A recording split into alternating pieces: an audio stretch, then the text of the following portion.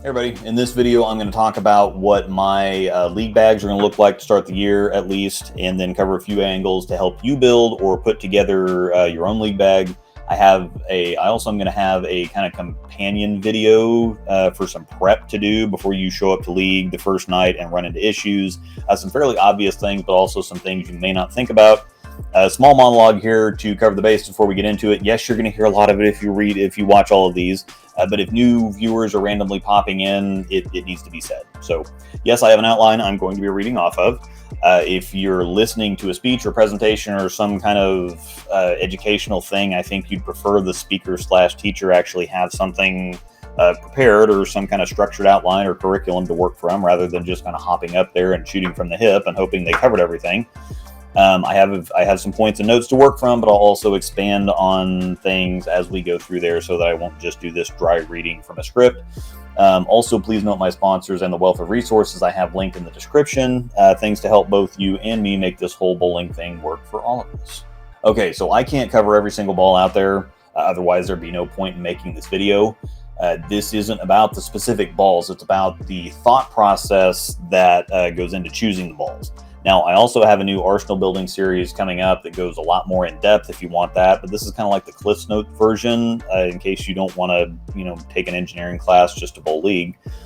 This is just more of a basic, logical few points from some rarely covered perspectives. So my competitive league bag to start the year is going to be the New Brunswick Vaporize, the original Motive Covert Revolt, not the remake.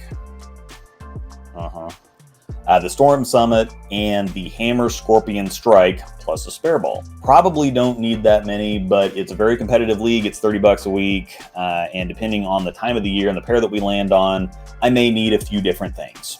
Now, again, what's important is why I pick these balls, not the balls themselves. Because with the myriad differences in centers, lane conditions, your game, what fits you, or even just what you prefer, league arsenals for different bowlers could include every ball on the market and a good handful of discontinued ones going back like 10 or more years. I like rounder, more continuous shapes. Those fit my game better because I've got a naturally heavier roll. I don't have a ton of speed. I also kind of get up the back of the ball, and trying to place the ball or guide it makes me tighten up, and I try to force the ball reaction. This kind of shape fits my eye for ball reaction the best. It fits my natural shot shape the best. It gives me the biggest pocket, meaning that with my ball roll, the rounder shape gets the pins down more often on light hits, half pocket, flush, and even extra high flush. Historically, my favorite kinds of balls have all been like this: the ProMotion, the X Factor, Theorem, Idle, Pearl, etc.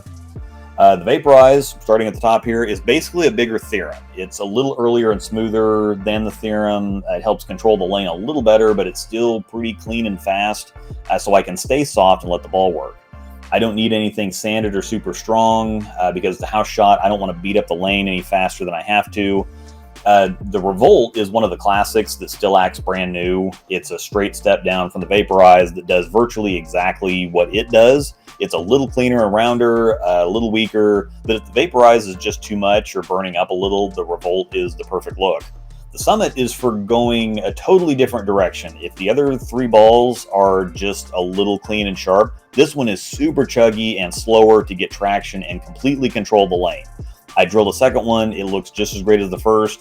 I averaged a ton with this ball in league last year, so I know what I've got with it, and it was even successful on the nights where the actual reaction looked iffy or didn't quite fit. It still plowed through it and got the job done, so it's really the anchor in my bag. The Scorpion Strike is for the drier nights when everything else is just too much ball or gets me too deep on the lane. Now, this one shocked the hell out of me because I didn't expect it.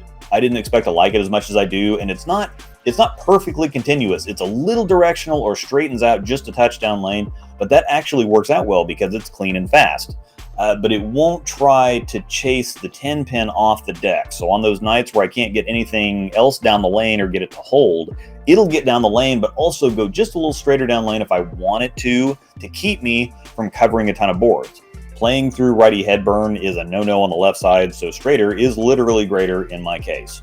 So what for you? Well, I don't really have information so much as I have a questionnaire. What shapes look best for you. I covered this on another video, but getting the right shape in your hand, I think, is in my opinion, the most important piece of getting the pins down on a house shot. It drives me insane when I watch people throw their hands up when they're hitting the pocket, but they're throwing a shape that just does not fit their game at all, and they think that they should be carrying. If you come more up the back of the ball and you're using a ball that's forward or more directional, it's going to hook stop, and you're going to leave flat corners the rest of your life. Now, that's not a code. That's not a carry issue. That's a code ID 10T issue. Now, some balls will catfish you too. Some look like they react well. You hit the pocket with them a lot, but they just don't knock the pins down. That's more often than not a reaction shape issue. Now, the other thing is to make sure that you have the right cover strengths for your conditions. If you have drier conditions or higher friction lane surfaces, stronger cover balls are going to give up even if they're the right shape. One easy way to tell how much friction you have is that if a lower end or weaker ball is out hooking a stronger ball, that means you have more friction. So what we're going to look at here is the Evoke versus the Venom Shock. Now, I have the Shock pretty well exactly a full step down from the Evoke. And on the fresh right lane, they're fairly similar. So I'm reading this as average or medium friction overall. There's enough friction for the Shock to keep up, but not so much that the Evoke is giving up. However, on the left lane, I bowled for about 6 or 7 games shooting a video. Now on this lane, the Evoke is instead kind of laboring and is a little lazy or straightening out / giving up down lane, while the Shock is having no trouble at all. It's picking up and driving extremely well.